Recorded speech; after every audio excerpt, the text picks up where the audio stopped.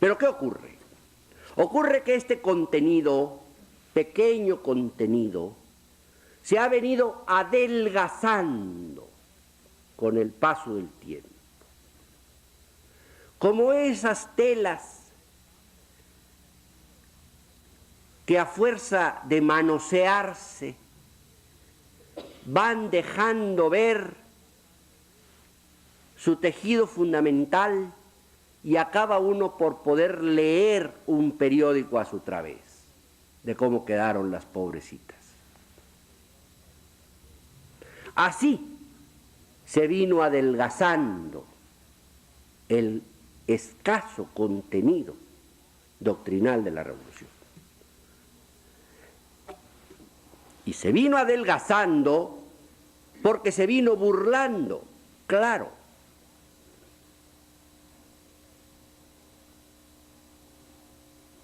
Primero porque los caudillos con poder militar no tuvieron ningún empacho en burlarlo.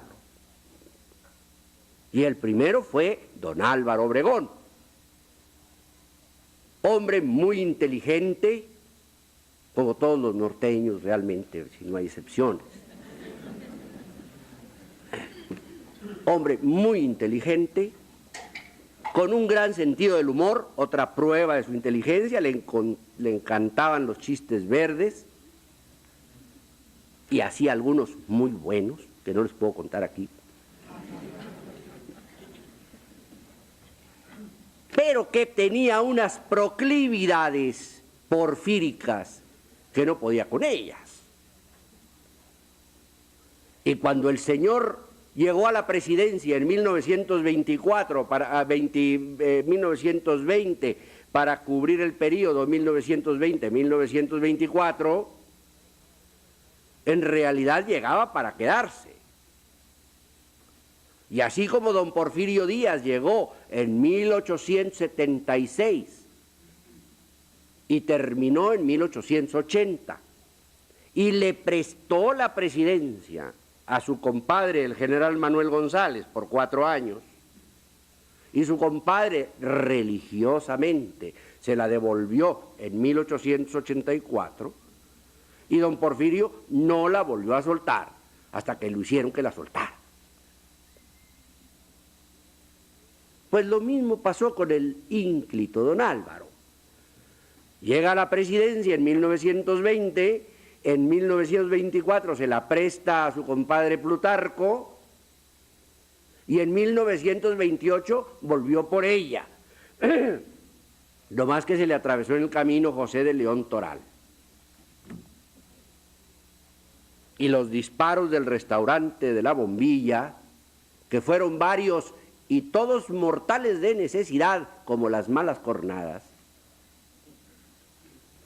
cortaron aquella marcha o aquel regreso al porfirismo en la persona del general Obregón. Pero esto se hacía, mis queridos amigos, esto se hacía en 1926, cuando apenas habían pasado 16 años de que Madero se había levantado por la causa del sufragio efectivo y de la no reelección.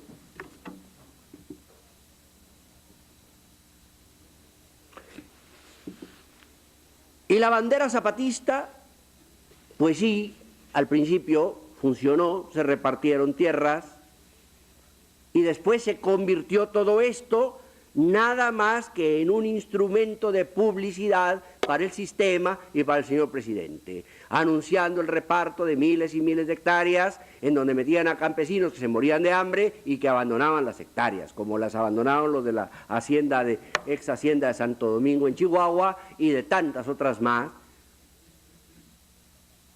porque Zapata entendía el problema de la tierra porque era de Morelos, donde la tierra es poca y muy buena.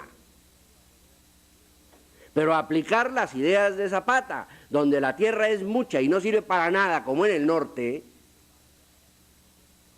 no se puede hacer agrarismo zapatista en el norte, y sin embargo se quiso hacer agrarismo zapatista en el norte, con los consecuentes desastres.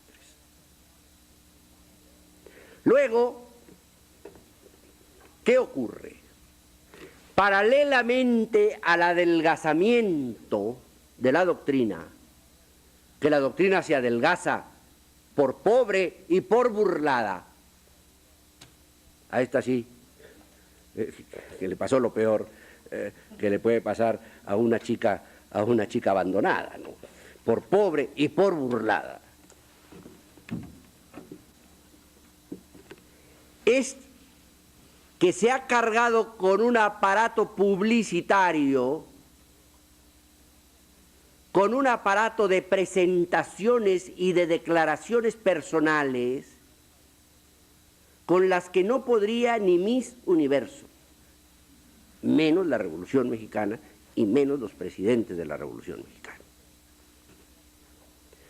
Pónganse ustedes a pensar en la cantidad de veces diarias que oyen ustedes declaraciones del señor presidente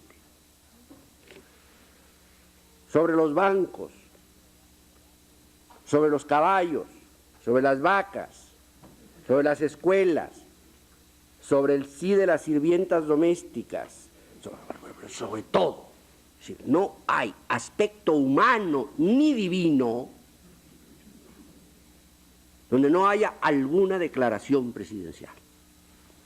Y eso no lo resiste ni Sofía Loren. Y miren ustedes que es guapa, Porque claro, ¿verdad?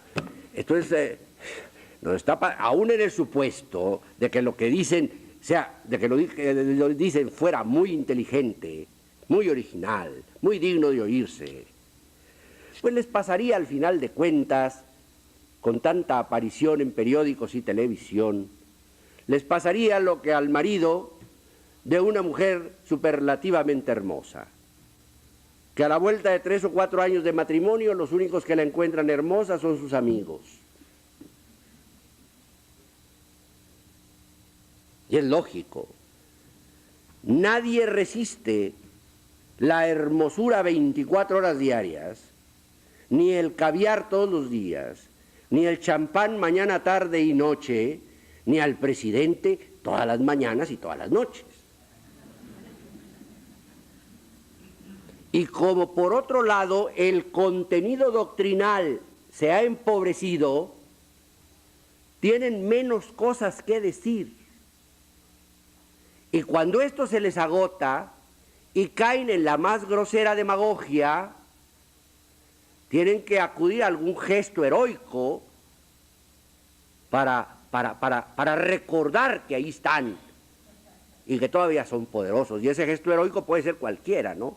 Hasta decretar el control de cambios.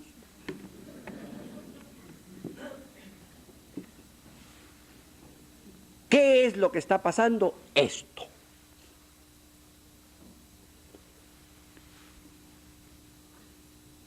Que los presidentes están hablando demasiado cuando no tienen qué decir. Que ha ocurrido lo contrario de lo que ocurrió con Díaz Ordaz. Díaz Ordaz se cayó la boca cuando debió hablar y se produjo lo de Tlatelolco. Cuando urgió el diálogo, ahorró palabras. Y de Díaz Ordaz para acá, las palabras no solo no se han ahorrado, sino que se han derrochado insensatamente. Ustedes recuerdan el sexenio anterior. A estos últimos presidentes ya no les falta más que inaugurar el invierno, ¿no?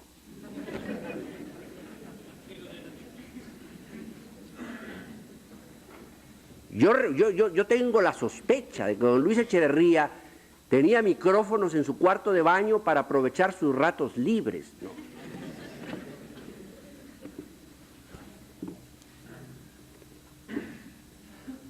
Entonces, se acude. ¿Qué tuvo que hacer? Vean ustedes que esto se repite. El desgaste trae siempre consigo algún acto heroico para compensar el desgaste. ¿Qué pasó con el desgaste de López Mateos. Los diputados de partido y la expropiación de la industria eléctrica, la nacionalización de la industria eléctrica. Lo de los diputados de partido era una cosa muy vieja. Don Benito Juárez fue el primero que quiso hacer diputados de partido en este país. Porque don Benito Juárez tenía genio político, eso no se puede negar. Nació político. Tenía el defecto también de que nació solemne, pero nació político, es un hecho. Bueno, también don Adolfo Ruiz Cortines nació solemne, no es que ese no era político.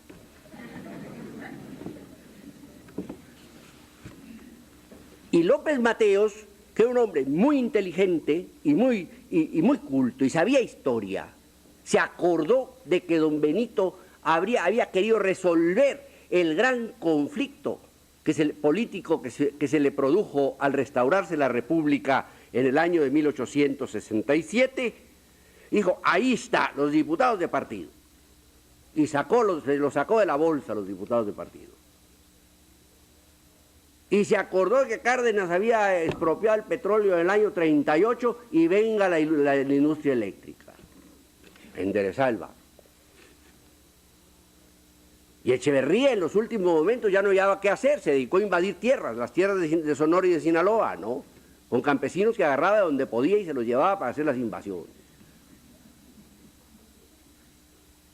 Y de eso viene y resulta, y en la actualidad, un sexenio que comenzó prodigiosamente bien como este, que se desgastó después del cuarto año como se desgastó, y tuvo que terminar con el gesto heroico de la expropiación bancaria.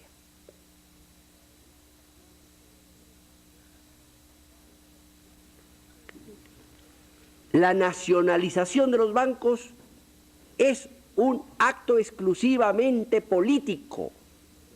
Es falso que tenga una significación económica. Bueno, la puede tener, pero negativa. No manejaba el Estado mexicano a su antojo a todos los bancos del país. ¿Había algún banco en el país que pudiera objetar, no digo ya negarse a poner en práctica, no, objetar levemente alguna decisión de la Secretaría de Hacienda, del Banco de México o de la Comisión Nacional Bancaria? Ni en sus noches más llenas de pesadillas, de calenturas con temperaturas de 46 grados, había un banquero capaz de imaginarse objetando una decisión de las autoridades mexicanas. Los bancos estaban totalmente en manos del Estado, regulados por el Estado. Los intereses que cobraban los cobraban porque se los autorizaba Hacienda. Los intereses que pagaban por inversiones se los autorizaba Hacienda. Todo les autorizaba Hacienda, absolutamente todo. Por otra parte, a través del encaje legal, manejaban la mayor parte de los recursos de la banca privada el Estado mexicano. Entonces, ¿qué sentido tenía la nacionalización de la banca si la manejaban? Tenía un sentido estrictamente político. Había que restaurar la imagen deteriorada del presidente de la República. Eso era todo. Y la prueba la tienen ustedes en que como no tenían absolutamente nada que hacer, porque todo lo hacían con los bancos, todo lo hacían los bancos como ellos querían, inmediatamente que nacionalizaron, principiaron a adoptar medidas de tipo social para impresionar a la gente. Bajar las tasas de interés, elevar las tasas de depósitos de ahorro del 4.5% que pagaban mensualmente al 20%. todo para atraerse la simpatía de la gente. Pero, ¿por qué bajaban las tasas del ahorro, de los créditos? Pues porque bajaban las tasas de las inversiones. Si a un señor Pedro Pérez le reciben 1 millón de pesos y le pagan 50,000 pesos mensuales de intereses, a un señor que llega a pedir el 1,000,000 de pesos no le pueden cobrar 40,000 pesos mensuales de intereses porque pierden 10,000 pesos en cada millón. ¿Por qué pagaban tantos intereses al que llevaba sus ahorros al banco? Porque querían que no se fueran al paso los ahorros. Porque querían tener tipos muy atractivos aquí, mucho más atractivos que los del otro lado. Y para que no se fueran al paso los ahorros, aquí se mantenían las tasas muy altas. Ahora las bajan, ¿por qué? Porque decretaron el control de cambios, si no, no las habrían bajado. Porque ahora con el control de cambios ellos creen que ya no se ve el dinero. La capacidad de soñar es infinita, ¿no?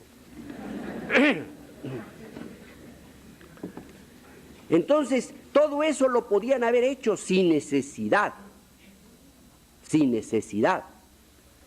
de la nacionalización. La nacionalización tenía un sentido político, restaurar la imagen deteriorada del presidente de la República. ¿Cuál es la conclusión, pues, de todo lo que estamos diciendo? La conclusión de lo que estamos diciendo es que el sistema está exigiendo urgentes reformas, que mientras esas reformas no se produzcan en la estructura del sistema, el sistema seguirá devorando y triturando presidentes. Y que los presidentes tendrán que acudir a medidas de tipo espectacular sin medir las consecuencias, porque hemos visto que no se midieron las consecuencias, para restaurar su imagen. En la historia del último medio siglo tenemos un muestreo muy completo de personalidades. Si ustedes me pidieran ahora que les dijera qué adjetivo podríamos aplicar a estos presidentes, un adjetivo, yo diría, al general Ávila Camacho fue el presidente bueno. Don Miguel Alemán, el presidente inteligente. Don Adolfo Ruiz Cortines, el presidente solemne. Don Gustavo Díaz Ordaz, el presidente macho. Don Luis Echeverría, el presidente impertinente. Se me quedaba en el tintero don Adolfo López Mateos, este sería el presidente good looking, ¿no? Don José López Portillo, durante 4 años fue, hoy no lo quiere creer casi nadie, pero durante 4 años fue el presidente confiable. La gente tenía fe en el presidente López Portillo. El presidente López Portillo tenía la extraña, milagrosa capacidad de comunicar confianza con sus palabras. De lo que hoy podamos calificar los últimos estertores de su régimen, pues creo que piadosamente debemos cubrirlos con el manto, pues no del olvido, pero sí por lo menos de un gesto de buena voluntad humana. Y todos,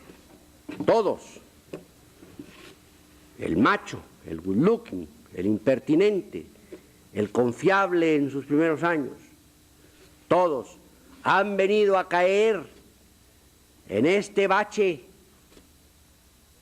verdaderamente espeluznante para el futuro del país. Porque en un régimen como el mexicano, donde el presidente es la cabeza visible del sistema, la cabeza visible del poder, la cabeza visible del país, es gravísimo que ese presidente se nos desgaste, porque se nos desgasta el país, se nos desgasta México.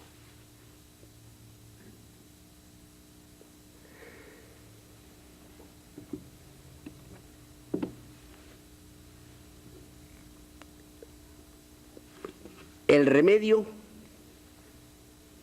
no sé cuál pueda ser.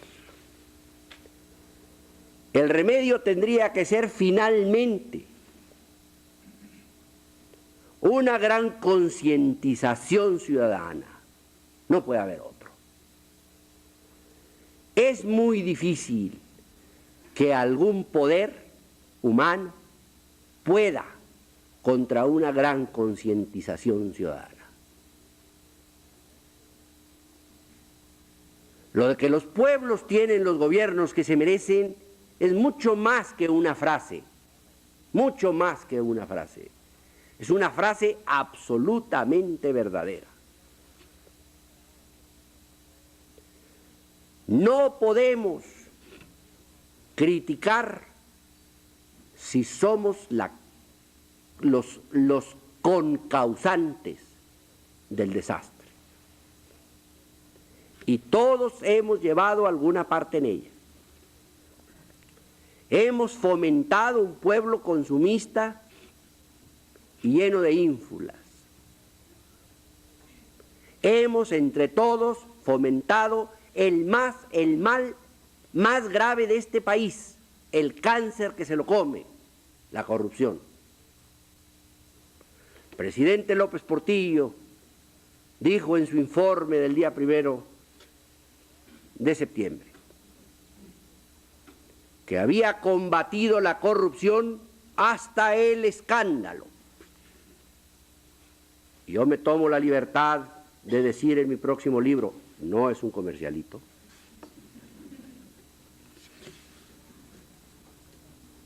que no es exacto. En sus primeros 3 años dorados, cuando fue el presidente confiable, fueron a la cárcel, sí, Israel Nogueda Otero, gobernador de Guerrero, Braña García, Méndez Docurro, secretario de Estado, Ríos Camarena por el fraude de Bahía Banderas, Fausto Cantú Peña por robarse 800 millones de pesos en IME Café. Es cierto, nuestro paisano Óscar Flores se dio vuelo metiendo gente al bote entonces, es cierto. Pero ¿qué pasó después? Después pasó que ninguno de los grandes escándalos posteriores que se suscitaron tuvieron víctimas. No se volvió a perseguir a nadie. Cierto que al gobernador de Coahuila le quitaron, no sé, 100 millones o 200 millones de pesos de propiedades que tenía por ahí, que había comprado con su trabajo. Es cierto. Pero eso no conduce a nada. Eso no conduce a nada. También Méndez Docurro devolvió dinero y también Fausto García devolvió dinero. Todos han devuelto dinero. Con eso no se resuelve el problema. El cáncer es más profundo que cogerlos robando el dinero de la gente y contentarse con que lo devuelvan. El presidente López Portillo dijo que había llegado hasta el escándalo y no ha llegado hasta el escándalo. Porque todavía no hace mucho, el 20 y tantos de agosto, José Luis Mejías le publicó en Excelsior un cheque por $200,000 a su primo Guillermo, que había mandado pagar parte de un piso que había comprado en Miami. Y que se sepa, el primo no ha ido por la cárcel ni ha sido acusado de sacadólares. ¿Qué ha pasado? Ha pasado que el sistema, sin lugar a dudas, ha frenado la buena intención presidencial. Seguramente el presidente quiso acabar con el cuadro, quiso corregir el rumbo, y el sistema no se lo permitió. Seguramente con la reforma política, el presidente quiso realmente reformar políticamente al país, y el sistema no se lo permitió. Y no se lo permitió porque con reforma política y todo, de 300 curules en el Congreso de la Unión, 399 son del Partido Revolucionario, 299 son del Partido Revolucionario Institucional. Y por ese margen de 1 contra 299 no ganaba ni el dictador Franco en sus mejores días.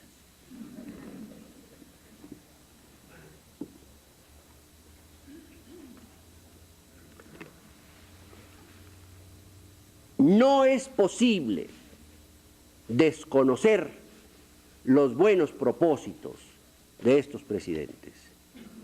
Han querido hacerlo bien y han fracasado y han acabado hechos polvo física y moralmente, y se nota, se advierte que han acabado hechos polvo, pero han acabado hechos polvo porque ellos sienten que han fracasado.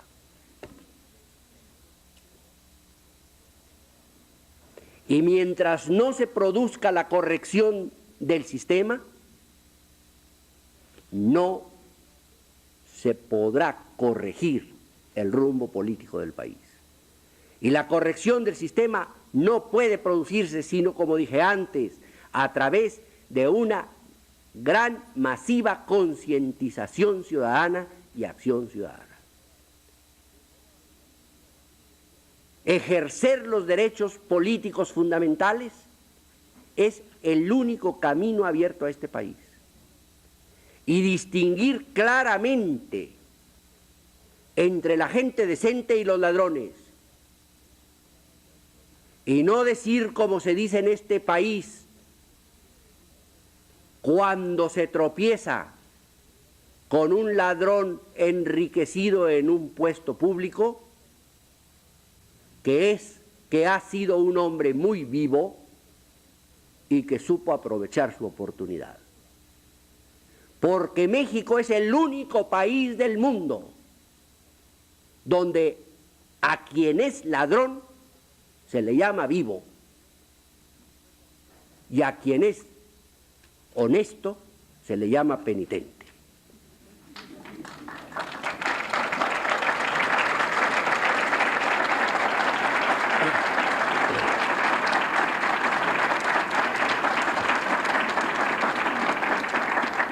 Y con esto, queridos amigos juarenses, ya les he soltado un rollo de 55 minutos que me parece prueba olímpica de resistencia.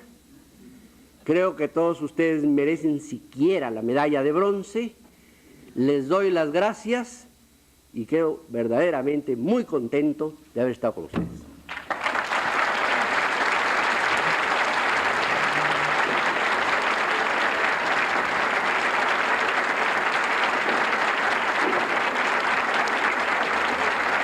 Agradecemos profundamente la presencia de ustedes en esta magnífica conferencia y disertación del maestro Fuentes Mares. Muchas gracias por su atención a nombre de la Asociación de Periodistas de Ciudad Juárez. Buenas noches.